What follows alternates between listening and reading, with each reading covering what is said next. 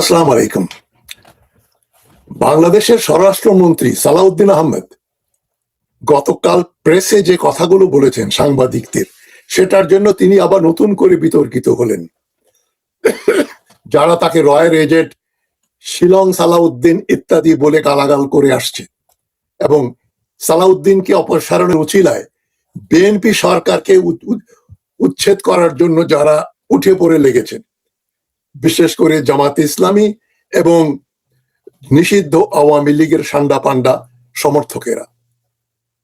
বাংলাদেশে যাতে গণতন্ত্র না থাকে সে ব্যাপারে যারা সচেষ্ট, তার ভেতরে আমাদের প্রতিবেশী দেশ সাম্রাজ্যবাদী, স্বৈরাচারী, ফ্যাসিবাদী ভারত অন্যতম, এবং ভারতের দালাল দিয়ে বাংলাদেশ গিজ গিজ করছে। আমি সালাউদ্দিন আহমদের এই বক্তব্যের প্রচন্ড নিন্দা করি, তবে আমি এটা মানতে রাজি নই যে সালাউদ্দিন আহমদ রয়ের এজেন্ট বা ভারতের দালাল। রয়ের এজেন্ট কে বা কারা, সেটা ভারতের প্রধানমন্ত্রী নরেন্দ্র মোদী সহ বড় জোর ৮-১০ জন ব্যক্তি জানতে পারে। তাদের স্বরাষ্ট্র মন্ত্রণালয়ের লোক, পুলিশের সবচাইতে বড় অফিসার ২-৪ জন এবং তাদের সিকিউরিটির সঙ্গে যারা সম্পৃক্ত, এ ধরনের কিছু হাতে গোনা ১ ডজনের বেশি মানুষ জানতে পারে। এটা কেউ প্যারিস থেকে বলে দিতে পারে না। এই যে দেখেন শিলংয়ে সালাউদ্দিন সাহেব সাদা লুঙ্গি পরিয়া ইন্টারভিউ দিচ্ছে, কথাবার্তা বলতে, সারা মায়া সে বড় বিল্ডিং এ থাইকা উনি কিন্তু রয়ের এজেন্ট। এটা হাস্যকর, মিথ্যাচার, এটা বিদ্বেষ প্রসূত। সালাউদ্দিনের বিরুদ্ধে না, এটা বিএনপির বিরুদ্ধে, বাংলাদেশের বিরুদ্ধে ষড়যন্ত্রমূলক ভারতপন্থী বক্তব্য। আমি আবার বলে নেই, যে ব্যক্তি বা যারা যেই হোক দেশে থেকে বা বিদেশে বসে যারা বলে ভারত যে কোনো দিন আমাদের উত্তরবঙ্গ বা ফেনী, চট্টগ্রাম, যশোর, খুলনা বিচ্ছিন্ন করে নিয়ে নিতে পারে, ভারত দখল করে ফেলতে পারে, আপাত দৃষ্টিতে তাদেরকে ভারত বিরোধী মনে হলেও তারা কিন্তু প্রকৃতপক্ষে ভারতের পক্ষে দালালি করছেন। তাদের এই বয়ানটা ভারতীয় দালালদের বয়ান, একটু সাবধান থাকবেন তাদের ব্যাপারে।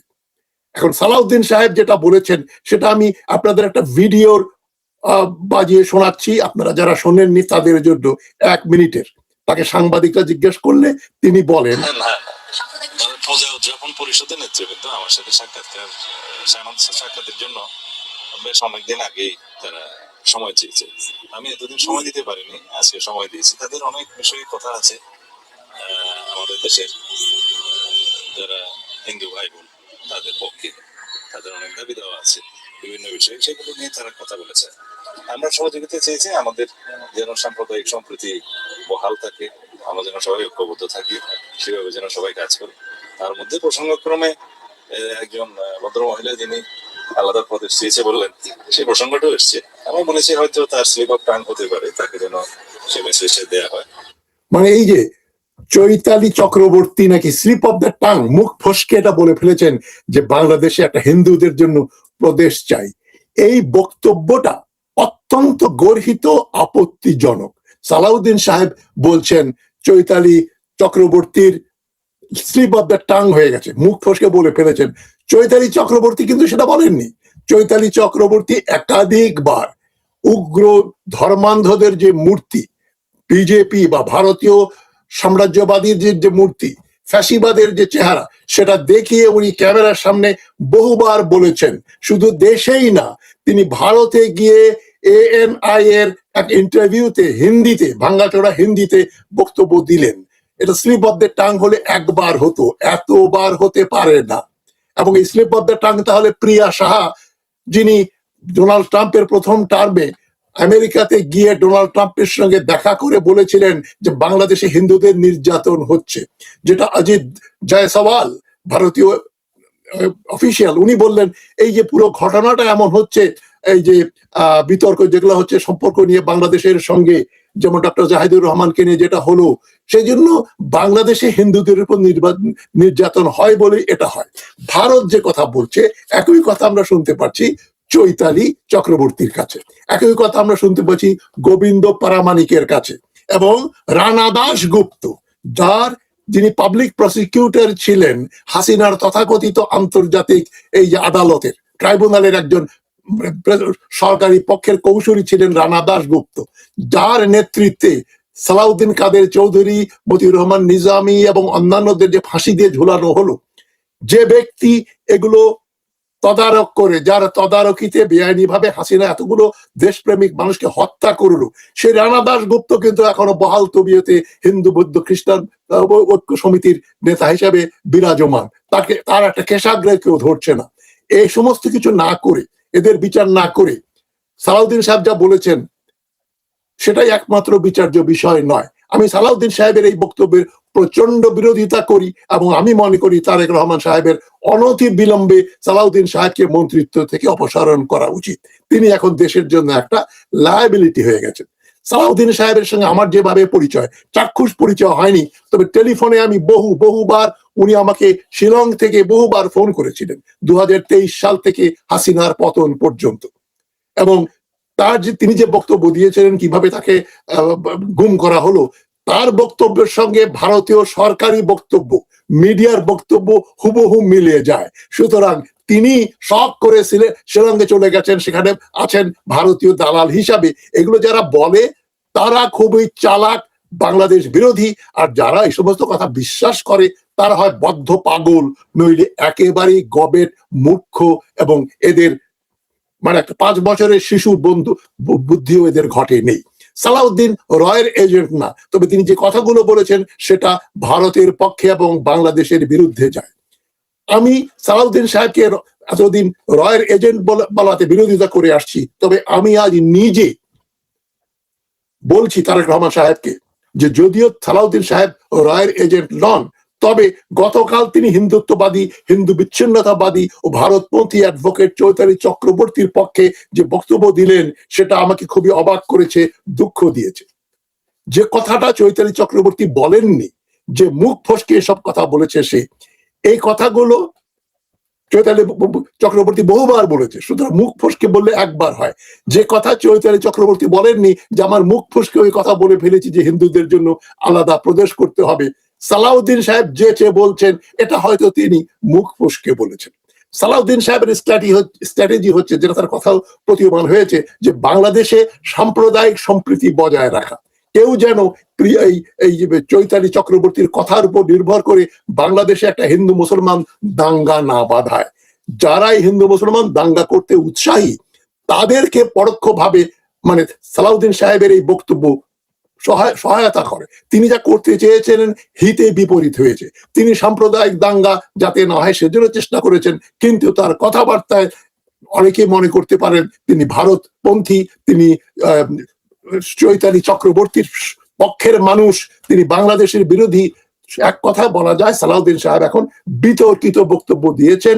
তিনি দেশদ্রোহিতার জন্য যাদের শাস্তির দরকার, স্বরাষ্ট্রমন্ত্রী হয়ে তিনি সে ব্যবস্থা না করে তিনি তাদের পক্ষে উল্টা ওকালতি করছেন। সালাউদ্দিন কেন এসব উদ্ভট কথা বললেন? এটা আমার দাবি তিনি যেন অবিলম্বে, এটা ন্যূনতম ব্যাপার, তিনি বিনা শর্তে ক্ষমা প্রার্থনা করবেন জাতির কাছে। তা সব পরেও আমি মনে করব তারেক রহমানের সরকারের উচিত হবে তাকে শুধু স্বরাষ্ট্র মন্ত্রণালয় থেকে না, মন্ত্রিসভা থেকেই অপসারণ করা। আমি তারেক রহমানকে সালাউদ্দিনের আশু অপসারণের দাবি করছি। আমি বিশ্বাস করি দেশের প্রায় 90% মানুষ আমার কথার সাথে একমত হবেন। আমি কোনো দল করি না। যারা মনে করতেন আমি দল কানা, বিএনপির দালাল, তাদের গালে একটা চপেটাঘাত দিয়ে আমি বলছি যে দেখেন, আমি কোনো দল কানা ব্যক্তি নই। কোনো ব্যক্তি একেবারে অপরিহার্য না দেশের জন্য। ব্যক্তি যদি দোষ করে তার শাস্তি হওয়া উচিত। সেই জন্য সালাউদ্দিন সাহেব দোষ করেছেন, অন্যায় করেছেন, যার সুযোগ নিচ্ছে এখন ভারতীয়রা। আজি জয়সওয়াল বলেছেন বাংলাদেশে হিন্দুদের উপর নির্বাচন হয়, নির্যাতিত হয়, সুতরাং জাহিদুর রহমানের ব্যাপারটাকে তারা একটু মানে হালকা করতে চাচ্ছে। জাহিদুর রহমান যে অপমানিত হয়েছেন সেটা বাংলাদেশের অপমান, এটা যারা বোঝে না তারা বাংলাদেশের শত্রু। সুতরাং নীতিশ ত্রিবেদী, ভারতের এই যে রাষ্ট্রদূত, বাংলাদেশে এসে যে কথাগুলো বললেন, বাংলাদেশের 20 কোটি, ভারতের 120 কোটি, 140 কোটি মিলে 160 কোটি লোকের একটা মানে যোগাযোগ হবে, তারা একত্রে কাজ করবেন, এগুলো ভারতীয় কোন রাষ্ট্রদূতের মুখে মানায় না। ভারত যে দেশকে ফারাক্কা বাঁধ দিয়ে, তিস্তা বাঁধ দিয়ে বঞ্চিত করছে, তারা ভারতে বাংলাদেশের মৃত্যুদণ্ড প্রাপ্ত শেখ হাসিনাও তার যারা আশ্রয় দিয়ে রেখেছে সে দেশের সঙ্গে বাংলাদেশের কোন রকম দুতালি সম্পর্ক থাকাই বাঞ্ছনীয় নয়। আমি ইতিহাসের ছাত্র, আমি আপনাদের বলছি ফরাসি বিপ্লব যখন হয়েছিল 1789 থেকে প্রায় 1799 এবং তার পর পর্যন্ত ফ্রান্সের সঙ্গে, ফ্রান্সে যে রাজতন্ত্র ছিল, স্বৈরাচারী ছিল, বিপ্লবে যাদেরকে অপসারণ করা হয়েছে, হত্যা করা হয়েছে, তাদের যারা আশ্রয় দিয়েছে সেই দেশগুলোর সঙ্গে ফ্রান্স সকল রকম কূটনৈতিক সম্পর্ক ছিন্ন করে। সেই অষ্টাদশ শতাব্দীতে, ঊনবিংশ শতাব্দীর প্রথম পর্যন্ত ফ্রান্স যেটা করেছে বাংলাদেশ সেটা করতে পারে না কেন? হাসিনাকে একটা বৈপ্লবিক পন্থায় উৎখাত করা হয়েছে। হাসিনা যে দেশ হাসিনাকে আশ্রয় দিয়েছে সে দেশ বাংলাদেশের বন্ধু রাষ্ট্র নয়। ভারতীয় পণ্য বর্জন বড় কথা না, ভারতকে বর্জন করতে হবে, ইন্ডিয়া আউট। এটা চীনের মুখ থেকে কেন শুনতে হয়? চীন কেন বলে চীনের সঙ্গে বাংলাদেশের যে সম্পর্ক সেটাতে নাক গলালে চীন সহ্য করবে না? এই কথা তো বাংলাদেশের পররাষ্ট্র মন্ত্রণালয় থেকে আসা উচিত ছিল। পররাষ্ট্রমন্ত্রী বানিয়েছেন তারেক রহমান সাহেব একজন মার্কিন পন্থী, কুখ্যাত ব্যর্থ ডক্টর ইউনূসের যিনি পররাষ্ট্র উপদেষ্টা ছিলেন, মার্কিন পন্থী, ভারতপন্থী, সেই খলিলুর রহমান বাংলাদেশের পররাষ্ট্রমন্ত্রী, যিনি ইরানের সঙ্গে যুদ্ধে ইউএইর প্রতি সহানুভূতি জানিয়ে এই বাংলাদেশের পররাষ্ট্র মন্ত্রণালয় থেকে মেসেজ পাঠানো হয়েছিল আমরা ইউএই আরব আমিরাতের এই উপর যে হামলা হয়েছে তা নিন্দা করি, তাদের সঙ্গে সহানুভূতি জানাই। এই যে খলিলুর রহমান মার্কিন পন্থী, ইসরায়েল পন্থী, এবং বাংলাদেশের ভেতরে যারা বিএনপির ভেতরে থেকে ভারতের সঙ্গে সম্পর্ক ভালো রাখতে চায় তারাও দেশের শত্রু। সালাউদ্দিন সাহেবকে আমি বেনিফিট অফ ডাউট দিচ্ছি যে তিনি হয়তো সাম্প্রদায়িক সম্প্রীতি বজায় রাখার জন্য এই বক্তব্যটা দিয়েছেন যে চৈতালি চক্রবর্তী হয়তো স্লিপ অফ দ্য টাং হয়েছে। আমি বলবো এটা সালাউদ্দিন সাহেবের ভীমরতি, বা তিনি দেখেও না দেখার ভান করছে। সুতরাং আমি মনে করি সালাউদ্দিন সাহেবকে সরাতে হবে, এবং যারা এখন ইনকিলাব মঞ্চ বানিয়েছে বিএনপি সরকারকে ফেলে দিতে চায়, দেখি ছেলের হাতের মোয়া। জামাতপন্থীরা কিন্তু এই ঘোলা পানিতে মাছ ধরতে চায়। এই যে পলাশবাড়িতে যে মন্দির হয়েছে, 140টা মূর্তি বানানো হয়েছে, রামের প্রায় 35 ফুট লম্বা মূর্তি বানানো হয়েছে, সবকিছুর জন্য আমি জামাতের এমপিকে দায়ী করব। তিনি কেন সরকারকে বললেন না, তিনি কেন তার বিরুদ্ধে জনমত তৈরি করলেন না? মূর্তি তৈরি হয়ে যাচ্ছে, আমরা সাংবাদিকদের মাধ্যমে এগুলো শুনতে পারি। জামাত এমপি, জামাতে ইসলামী নিশ্চুপ। জামাতে ইসলামী এই হিন্দুত্ববাদীদের বিরুদ্ধে, ভারতের বিরুদ্ধে মুখ খোলেনি, শফিকুর রহমানও খোলেননি। কোন লোক, তারা ভারতের সঙ্গে তারা ভালো সম্পর্ক চায়। মার্কিন যুক্তরাষ্ট্র এবং ভারতের তারা দালাল, এটা মেনে নিতে যাদের বাধে, যারা মনে করেন আমি সত্য কথা বলছি না, তাদেরকে আমি 5-10 বছরের বাচ্চা বলেই মনে করব।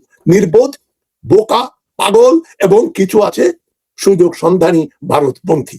জামাতের ইসলামী লেবাস ধারণ করে তারা আসলে ভারতের দালালি করতে চাইছে, যে জন্য তারা একটা নির্বাচিত প্রধানমন্ত্রীকে বলছেন তারেক রহমান তো প্রধানমন্ত্রী না, শফিকুর রহমান প্রধানমন্ত্রী।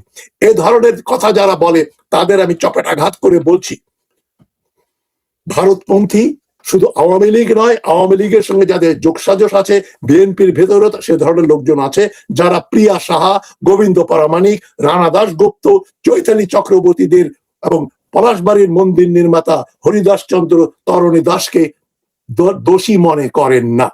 সালাউদ্দিন সাহেব তার উদ্ভট বক্তব্যের জন্য দোষ করেছেন, আমি তার অপসারণ চাই।